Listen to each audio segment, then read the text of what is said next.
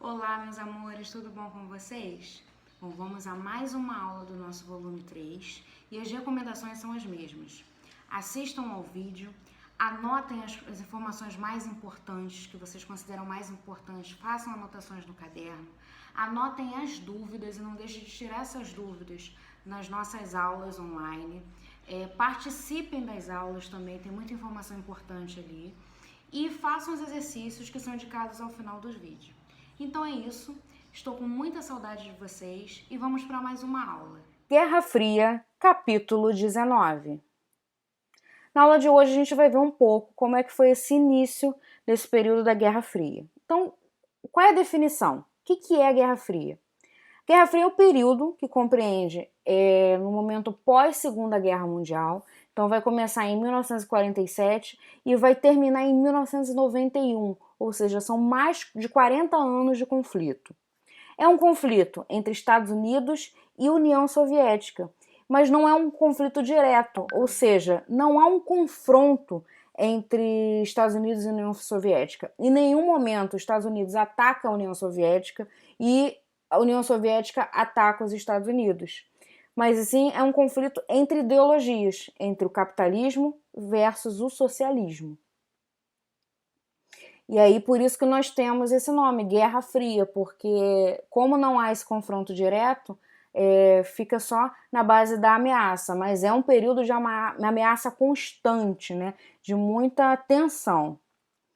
Como é que os Estados Unidos vai se comportar nesse período de guerra? Quais são as atitudes tomadas pelos norte-americanos? Então tem, logo no início, a doutrina Truman, que é uma aliança política, é um conjunto de medidas para conter o avanço soviético e proteger os países capitalistas. Então é uma forma de se autoajudar, de estarem juntos e impedir que algum país faça parte, se torne, migre para a União Soviética. Temos também o Plano Marshall, que é uma aliança financeira, uma aliança econômica. É uma ajuda financeira aos países em crise para evitar alianças com os soviéticos. Então, os Estados Unidos vão começar a emprestar dinheiro para países capitalistas que estão enfraquecidos, para que esses países se façam uma aliança, estejam mais firmes com os Estados Unidos e não cedam às investidas da União Soviética. Temos também a OTAN, que é a Organização do Tratado do Atlântico Norte, que é uma aliança agora militar entre Estados Unidos, Canadá, França e Inglaterra. Então, esses países se comprometem a, se acontecer qualquer coisa com algum deles sofrer alguma investida da União Soviética, eles vão proteger e vão atacar. Temos o macartismo, que é uma política de perseguição a qualquer associação ao comunismo. Então, artistas, intelectuais, jornalistas, políticos, qualquer pessoa que fosse suspeita de estar associada ao comunismo seria presa, muitas das vezes torturada e até morta. E, por fim, a criação de uma agência de espionagem, a CIA, que ela é criada com o objetivo de investigar agentes e também de infiltrar agentes. Em contrapartida, a União Soviética também vai vai promover suas atitudes. Então, como os Estados Unidos têm a doutrina Truman, a União Soviética cria Cominform, que era uma aliança política com o objetivo de alinhar os países socialistas. Os Estados Unidos têm o Plano Marshall, a União Soviética Comecon, que é um plano de assistência econômica aos países socialistas. Estados Unidos com a OTAN, União Soviética com o Pacto de Varsóvia, que é uma aliança militar entre esses países socialistas. E, se por um lado tem a CIA, a União Soviética tem a KGB, que é uma agência de espionagem. E agora nós vamos ver um pouquinho sobre a corrida espacial e armamentista. O que foi isso? Era um período de tensão em que um precisava ser melhor do que o outro. Então, se um faz uma grande descoberta, o outro tem que fazer uma descoberta maior ainda. Se um descobre uma arma poderosa, o outro tem que desenvolver uma arma mais poderosa ainda. Então, é uma corrida por armamentos melhores e, nesse momento, vai também haver uma corrida entre tecnologias e descobertas referentes ao espaço. Então a gente tem o desenvolvimento de novas bombas nucleares, e isso era uma tensão muito grande, porque havia um medo entre o mundo inteiro que esses países resolvessem atacar com bombas nucleares, porque eles poderiam acabar com o mundo tacando bombas nucleares um no outro. A caça aos comunistas com o macartismo, já foi dito, a espionagem, criação da NASA com esse objetivo de criar tecnologia para esse estudo do espaço, o lançamento do primeiro satélite, uma conquista da União Soviética, e logo em seguida o lançamento do homem ao espaço, também uma conquista da União Soviética, e a chegada do homem à Lua, conquista dos Estados Unidos. Nós temos também a divisão da Alemanha, né, e aí a criação do Muro de Berlim, que vai dividir aquela sociedade. E nos Estados Unidos a gente tem o fenômeno do Baby Boom, ou seja, é um período de grande prosperidade, um período pós-Segunda Guerra, bastante prosperidade. Então, o crescimento, o nascimento de bebês, o aumento da população de bebês nos Estados Unidos cresce muito nesse momento. E isso tudo está influenciado pelas ideias do American Dream, que é o sonho americano, e o American Way of Life, que ainda existia, ainda tinha bastante importância nesse período. Então aí a gente tem as imagens da CIA, KGB, criação da NASA.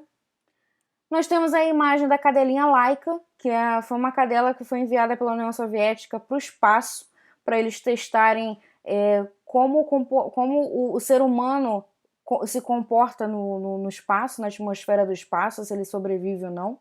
Infelizmente a Laika ela não sobrevive, ela morre devido a um superaquecimento, mas a União Soviética manda, depois da Laika, diversos outros animais, incluindo cachorros e macacos, para fazer essa sondagem, esse teste, né, esse experimento. Os foguetes, a chegada do homem à Lua. E agora nós vamos falar um pouquinho sobre os conflitos, porque embora Estados Unidos e União Soviética não tenham se atacado em seus territórios, esse período desses 40 e poucos anos de Guerra Fria acontecem diversos conflitos ao longo do mundo e com a influência e a intervenção tanto dos Estados Unidos quanto de União Soviética. Então a gente tem a Revolução Chinesa, que acontece em 1949, com Mao Tse-tung implantando o socialismo dentro da China. A Guerra da Coreia, em 1950, onde a Coreia vai se dividir em parte do norte, que é socialista, e a parte do sul, que é capitalista. E aí o norte socialista tenta invadir o sul capitalista, e aí com isso Estados Unidos e União Soviética entram nessa disputa, né, cada um defendendo um lado. E aí começa essa guerra. Essa guerra ela tem uma pausa em 1953, onde é assinado um armistício. O armistício é um acordo de não agressão. Então, você não me agride, eu não te agrido. Mas até hoje não se pôs um fim nessa guerra. Não há um documento, um tratado que encerre a guerra. Então, esse conflito entre as Coreias ele existe até os dias de hoje. Temos também a Guerra do Vietnã, em 1960, e ela tem o mesmo histórico da Guerra da Coreia. Então, o Vietnã se divide em Vietnã do Norte, que é socialista, e Vietnã do Sul, que é capitalista. O Norte tenta invadir o Sul, e Estados Unidos e União Soviética entram nessa disputa. Mas, assim, a grande particularidade da Guerra do Vietnã é que ela vai ser a primeira guerra televisionada. É um período que a televisão está surgindo e nunca aconteceu de uma guerra ser mostrada praticamente que ao vivo. E isso traz muito impacto e vai trazer sérios problemas para os Estados Unidos, principalmente nessa guerra. Primeiro que, apesar do grande poder militar que os Estados Unidos têm, eles perdem muitas batalhas. Por quê? A região do Vietnã é uma região que tem muito quente e tem muitas florestas. O que os soldados vietnamitas, os chamados Vietcongs, faziam? Atraíam os soldados norte-americanos para o meio da floresta, e os soldados norte-americanos não estavam acostumados com o clima de floresta, então com o calor, com os insetos, com as chuvas constantes. Então tudo isso afetou o desempenho deles. Então, assim, eles tiveram muitas perdas.